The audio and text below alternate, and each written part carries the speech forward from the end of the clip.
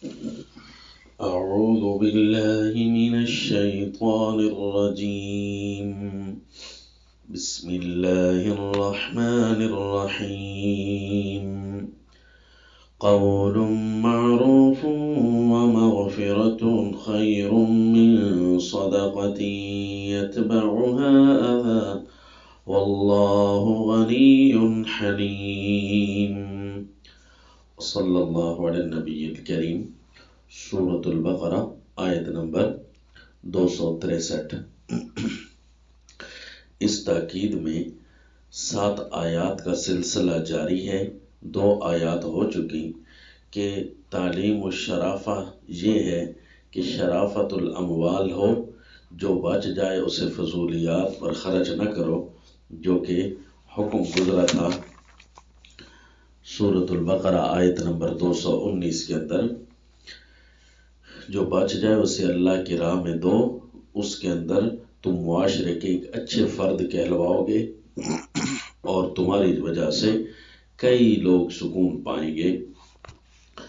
اور دوسری آیت تھی کہ جب تم خرچ کرنا تو اس کے بعد کسی پر احسان نہ جتلانا، عزا نہ دینا، تکلیف نہ دینا. یعنی جو تمہارے سہارے پر لوگ آ جائیں ان پر اگر خرچ کرنا بھی پڑے، جس طرح کے مثلاً ان افراد میں سے ایک فرد یتیم کا ہے، تو پھر ان کے لیے اصلاح الاحوال کی کوشش کرنا. کوئی ایسا کام نہ کرنا جس سے ایذا پہنچنی ہو، تو پھر اللہ تمہیں دنیا آخرت میں بہترین اجر سے مالا مال کریں گے. لا خوف علیہم ولا هم یحزنون. اور اس کے بعد تیسری آیت آئی تھی وَلَا تَنْكِحُوا الْمُشْرِكَاتِ حَتَّى يُؤْمِنْ. اس پوری آیت کے اندر خیر اور مغفرت کی فضیلت موجود ہے. تو اسی طرح قول معروف ان کے اندر بھی لفظ خیر اور مغفرت کا بہترین سامان موجود ہے. قول معروف و مغفرت، جس طرح کی نشانی بتائی تھی کہ 7 آیتیں 7 تعلیم و شرافہ کے 7 آیات پر مشتمل اور مرتب ہے. نشانی یہ ہوگی کہ اس آیت کے اندر جو بہترین الفاظ جامع لفظ ہوں گے، اس کی تاکید میں بھی وہی جامع لفظ موجود ہوں گے. تو خیر اور مغفرت، وہاں پر لا تنکحوا المشرکات کے اندر بھی یہی چیز تھی اور یہاں پر بھی یہی چیز ہے. گویا بتایا جا رہا ہے کہ لا تنکحوا المشرکات تعلیم الشرافت فی الاہل کے اندر کیا تم نے موٹا فارمولہ یاد رکھنا ہے تاکہ گھر کے اندر بھی شرافت کا عنصر غالب رہے. تو فرمایا قول معروف و مغفرہ خیر من صدقۃ یتبعها اذی. یہ تم نے اپنے گھر کے اندر، اپنے خاندان کے اندر اور اپنے اہل و عیال میں رہتے ہوئے تاکیداً جس طرح کے کہا جاتا ہے، کیونکہ تاکید بن رہی ہے نا، کہ 2 کام تم نے سوچ کر رکھنے ہیں. ایک قول معروف ہو، یعنی اگر تم نے بات کرنی ہو تو تمہاری زبان شریعت کے اندر جو چیز متعارف ہے اس کے بغیر نہ ہلے. قول معروف و مغفرہ، اور افعال کے اندر تمہاری ہمیشہ یہ ہو کہ درگزر سے کام لو، کوئی بات نہیں، کوئی بات نہیں. یہ کہتے ہوئے جب کوئی گزرتا ہے نا تو اس گھر کے اندر وہ جنت کا منظر پیش کر رہا ہوتا ہے. قول معروف و مغفرہ، کوئی رشتہ ناتا ہو، کوئی اٹھنا بیٹھنا ہو، کوئی مال ہو، کوئی لینا دینا ہو، کہیں بھی ہو، قول معروف.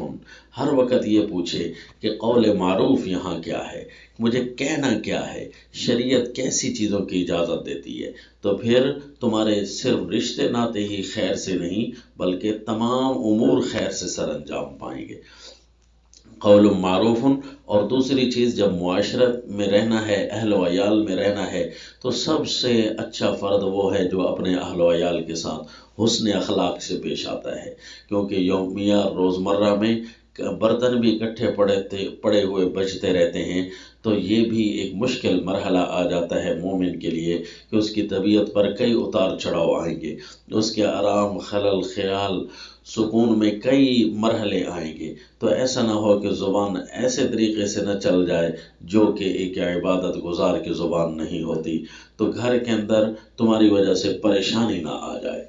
تو فرمایا کہ مغفرت کا سامان تیار کر کے رکھیں. جس طرح ہمیشہ ہم چاہتے ہیں کہ اللہ مجھے معاف کرتا رہے، اللہ مجھے معاف کرتا رہے، تو اسی طرح قول معروف و مغفرہ خیر، یہ بہت بہتر باتیں ہیں، من صدقۃ یتبعھا اذی. ابھی تم نے پڑھا کہ صدقہ بہت بڑی بات ہے، بے شک صدقہ بہت بڑی بات ہے، لیکن یہ اس سے بھی بہتر یہ ہے کہ حسن اخلاق ہو، درگزر والا حسن اخلاق. حسن اخلاق کی بھی کئی صورتیں ہوتی ہیں، درگزر والا حسن اخلاق، اور ایک قول معروف یعنی شریعت کے مطابق گفتگو ہو، اس کے علاوہ نہیں. تو یہ اس صدقہ سے بہت بہتر چڑھ جائے گا یتبعھا اذی، جس کے پیچھے ہوتا ہے ستانا. کہ بعض اوقات صدقہ کی وجہ سے بندہ کے قریب ہو جاتے ہیں جو فقراء اور محتاج لوگ ہوتے ہیں، جب قربت پا لیتے ہیں تو پھر کوئی نہ کوئی اذیٰ اور تکلیف دیکھتے ہیں. تو اس سے بہت بہتر ہے کہ تم حسن اخلاق سے رہو. اس فارمولے کو اپناؤ تو یہ جو نکاح اور رشتے ناطے، یہ ساری کی ساری چیزیں تمہاری خود بخود صحیح ترتیب پا جائیں گی. واللہ غنی حلیم. اس میں تمہارا فائدہ ہے، اللہ تو ہر ایک سے بے پرواہ ہے، نہ صدقات کی ضرورت، نہ اللہ کو تمہارے حسن اخلاق کی احتیاجی ہے، بلکہ اللہ بے پرواہ ہونے کے ساتھ ساتھ نہایت حلیم ہے. تو اللہ بھی جس صفت سے، جو اللہ کی صفت ہے، اسی صفت سے کچھ حصہ جو انسان اپنی معاشرت میں چلا سکتے ہیں، حوصلہ، بردباری، حلم، تحمل، اللہ کریم اس سے بڑے خوش ہوتے ہیں. لہذا اللہ نے وہی فارمولہ تمہیں بھی بتا دیا کہ بس اتنا کرنا کہ قول معروف و مغفرہ، قول معروف و مغفرہ. جو اس کو سجا کر رکھتا ہے شرافت کے اندر، وہ بہت اعلیٰ مقام پر پہنچ جاتا ہے.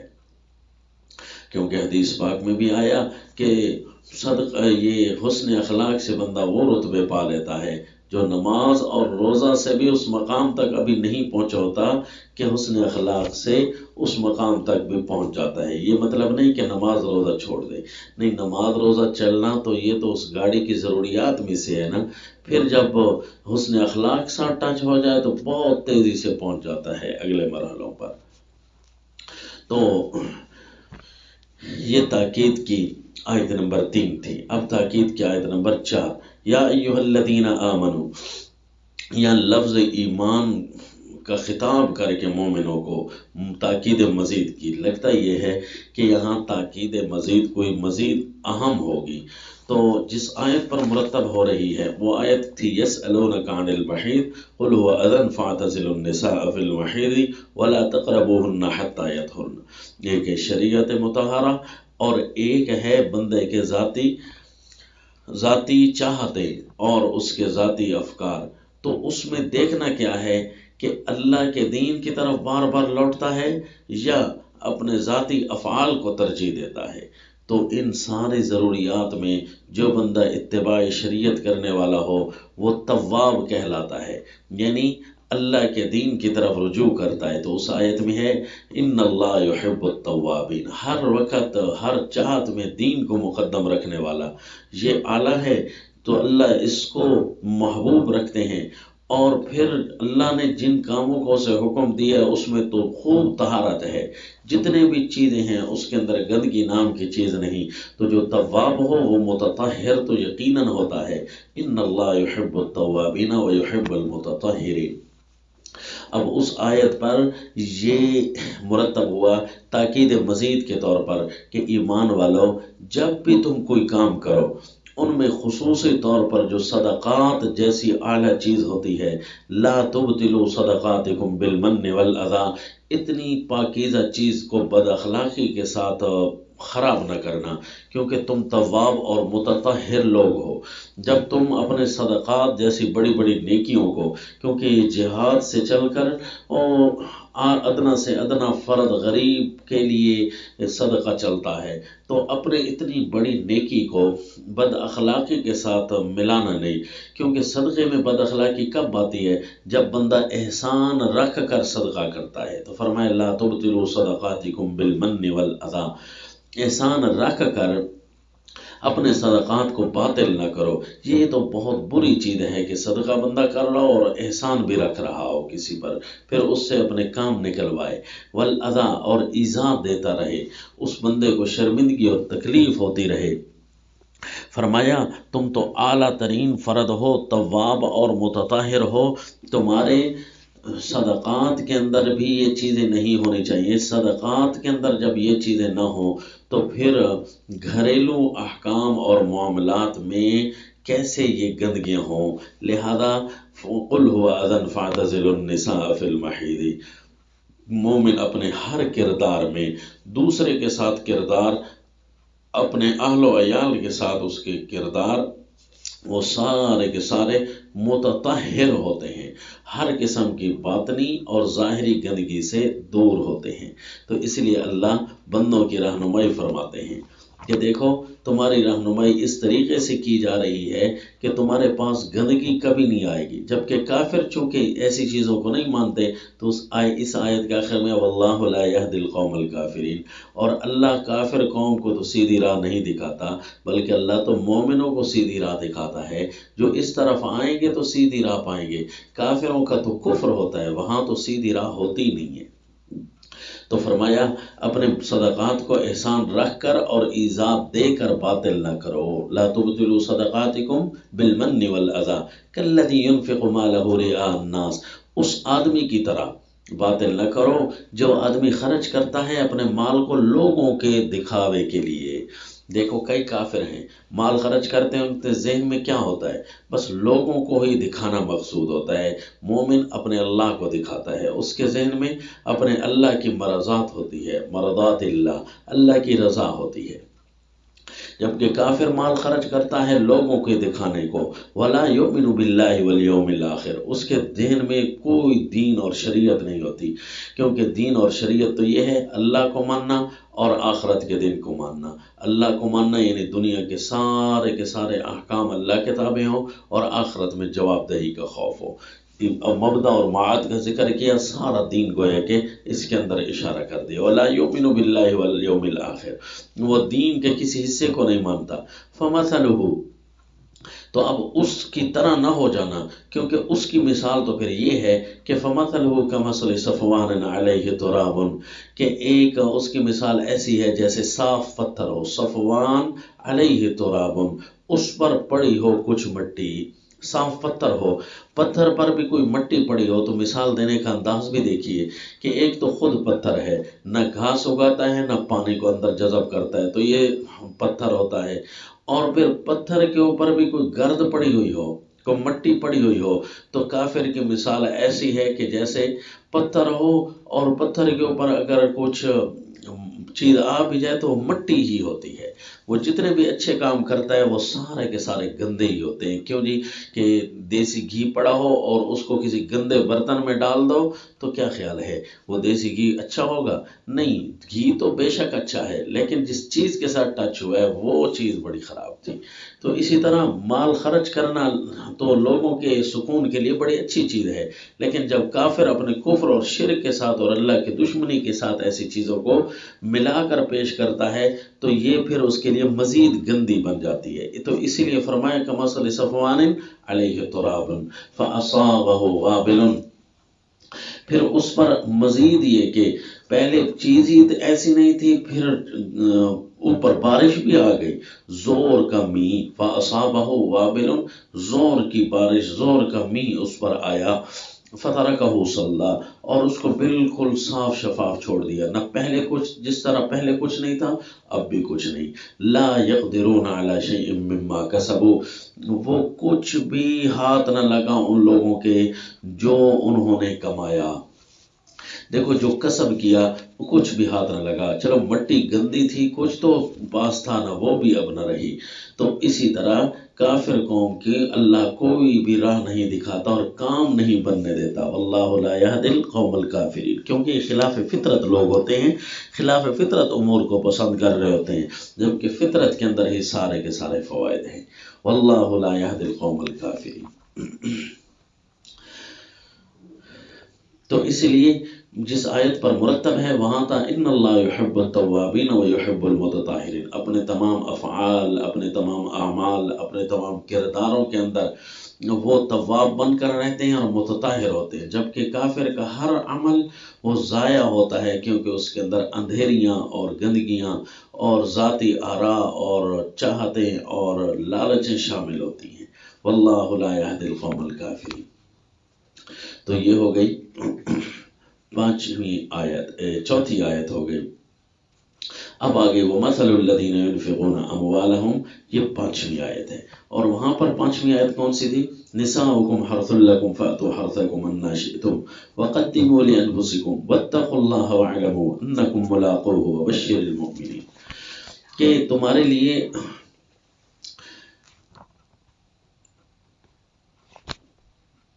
یا ایھا الذین آمنوا ومثل الذین ينفقون اموالہم ابتغاء مرضات اللہ، کہ اور ان لوگوں کی مثال جس طرح کے پہلے تھی منفق کی حالت، اور اسی طرح یہاں پر بھی منفق کی حالت ہے۔ مثل الذین ينفقون اموالہم، اور دوبارہ فرمایا ومثل الذین ينفقون اموالہم، پہلی تو مثال ایسی تھی کہ جو صرف اللہ کی راہ میں خرچ کرتے ہیں تو ان کی یہ مثال ہے، اور ایک ہے اس سے بھی اعلیٰ درجہ کہ ومثل الذین ينفقون اموالہم ابتغاء مرضات اللہ، وہ لوگ جو اللہ کی راہ میں خرچ کرتے ہیں اور ان کی نظریے میں اللہ کی خوشی حاصل کرنا ہوتا ہے۔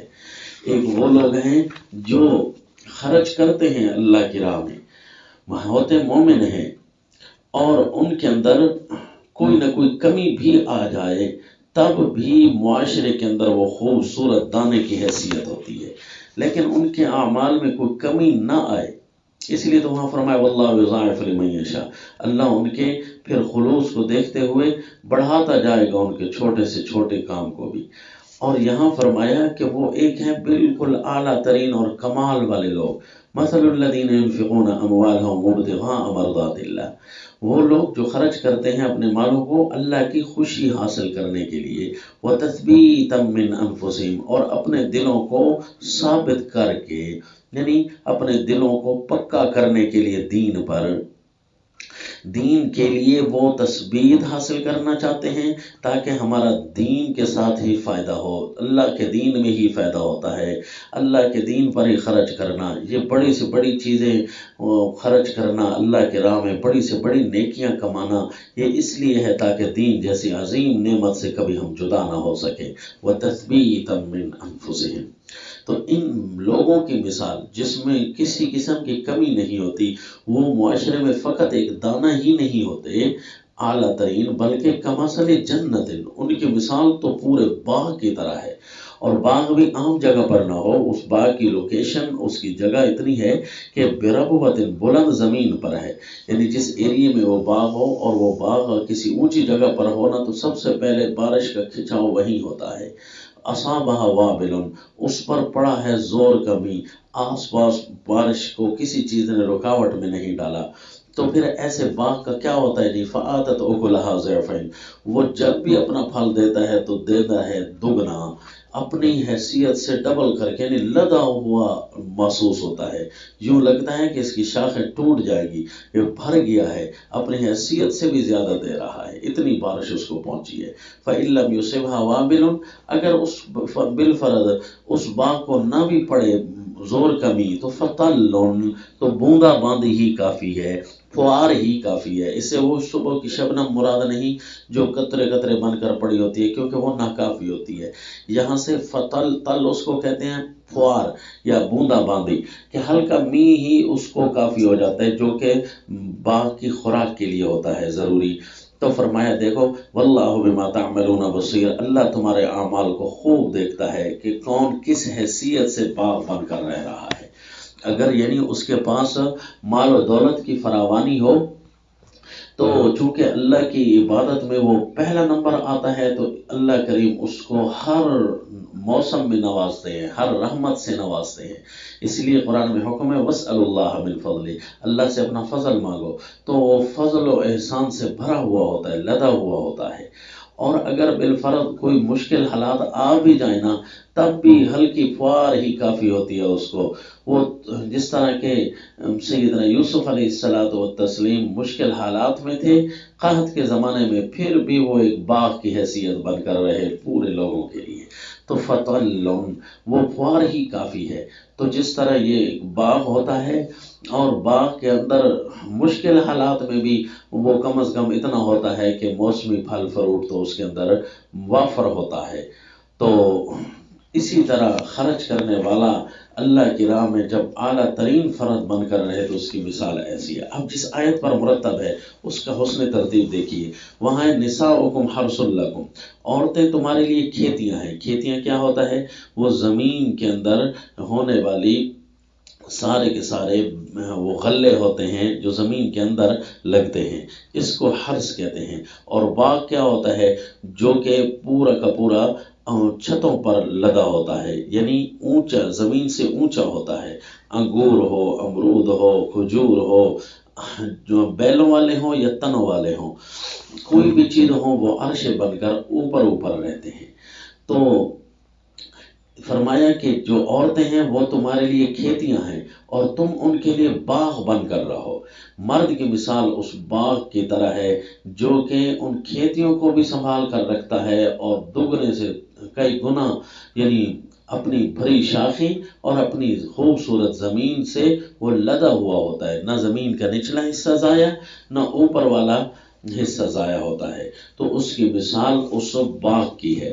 تو جب کھیتی اور باغ یہ اللہ کی رحمت سے مزین ہوتے ہیں تو تاکید کی جا رہی ہے کہ کھیتیوں کے لیے باغ بن کر رہو، کیونکہ کھیتیاں اس وقت ضائع ہو جاتی ہیں جب ان کی نگرانی صحیح نہ کی جائے، جس طرح کہ آپ نے وہاں تاکیدات پڑھی تھی.